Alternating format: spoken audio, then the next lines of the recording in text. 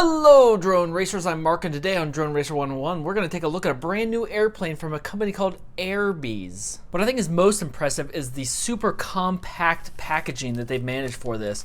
It comes with just a single layer of packaging here, so you don't have to worry about shipping costs and those kind of things, especially since you can actually pick this up at your local Airbees. I heard a rumor that you have to have children with you in order to get this model. I'm not sure why that is. That's a little weird. So I'm going to be really careful here and use an X-Acto knife to open the side here to make sure we don't damage any of the components.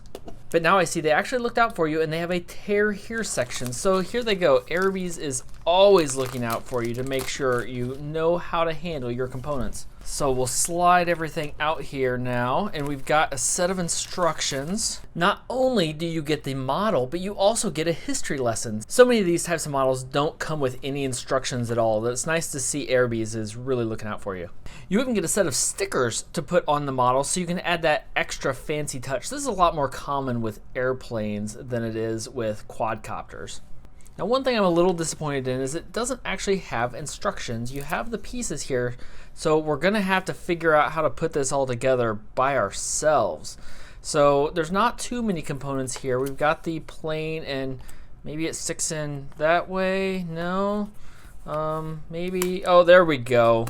So the question is, which side goes in the front? Well, looking at the pictures of the model that they provided, we can tell that the more curved edge goes in the front. So no problem there. We'll be able to handle this. So we just have to delicately slide this through. Make sure you don't tear or bend anything, because that would ruin your model. And I've heard there's no refunds on this. So there is a slot here. You can see there's a slot here, and the centerpiece is raised. What you'll want to do is slide this to the side, because this tab will go into this slot. So you want to be super careful as you slide it through. There we go. I've got a good start to it now. Now it's going to slide through, but make sure I don't want to bend the plane. Don't bend it. Don't bend it. Okay, there. Whew. That was close. I was a little worried about that one, but we made it. And it looks like it's pretty well lined up there right from the factory. They did a good job cutting all of the pieces. No problem there. So we have one more piece to go on, and I think this is pretty straightforward that we can handle it. Let's see here if we can get it lined up on both sides. No, it's not going to work. Maybe it goes this way. Let's see. No, let's see. There's a notch here. Okay, so this is probably really important. See this extra little notch here? I think that indicates that it goes on the bottom. So we'll slide that back on. There we go. That looks good. All right. I think we've got all the... Oh, I almost forgot.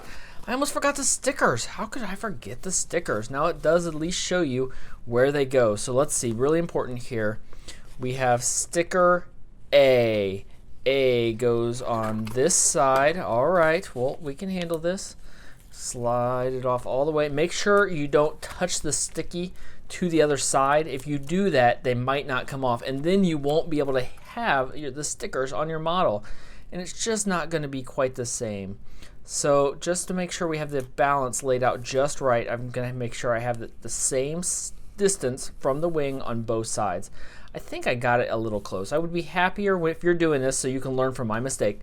You have to move this back just a little. I'd be happier if it was balanced between those a little more. So I'm not going to set it on its wing because I don't want to damage the wing. But here I'll get the other sticker and pull this off. Oh, I almost did it. I almost bent it over.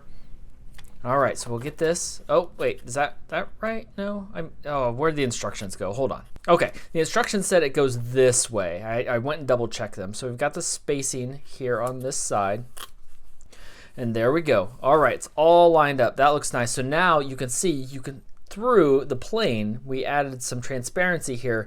So since we're outside, there's clouds. Yeah. Now, without landing gears, the plane is not going to be able to land. So it's really important that we get these installed properly. So I just installed B on this side, and this says B and C stickers go on the same side. So I'm going to peel this off. Oh, I tore the landing gear. Shoot, will it still be able to land? I don't know.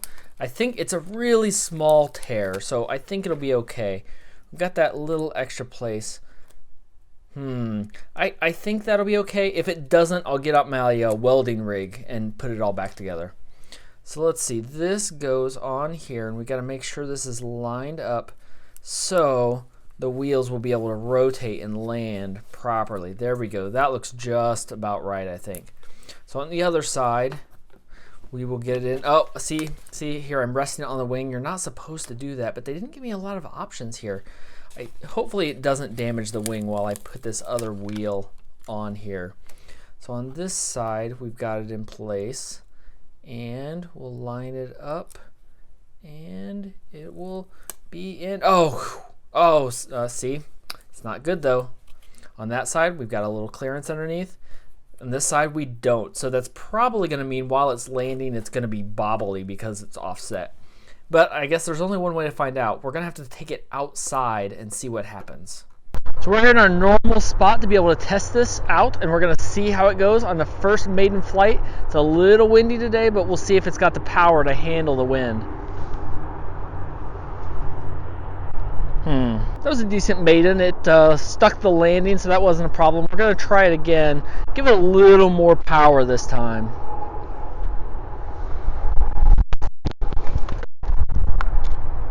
So it's not the first time I've crashed something in the basketball goal, but let's give it one more try.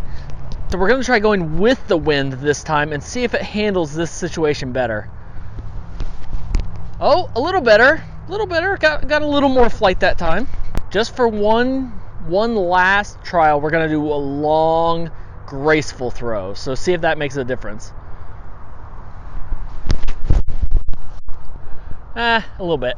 I don't really have any experience with gliders at all to know if that's a good expected first flight or not. I would expect a little bit more out of a glider. I know the prices range a lot higher, so I'm hoping the more expensive models will go a little bit more, but I kind of expected a little bit more out of this one. It seemed like it had a really good sturdy build to it, but it just didn't have the flight time that I really want out of one of my hobbies.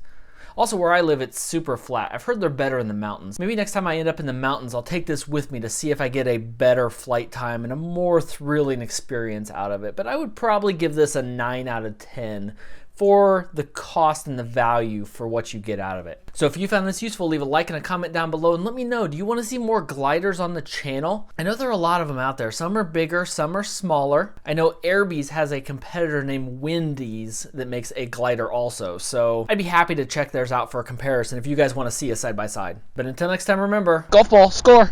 Ooh, that's a good one.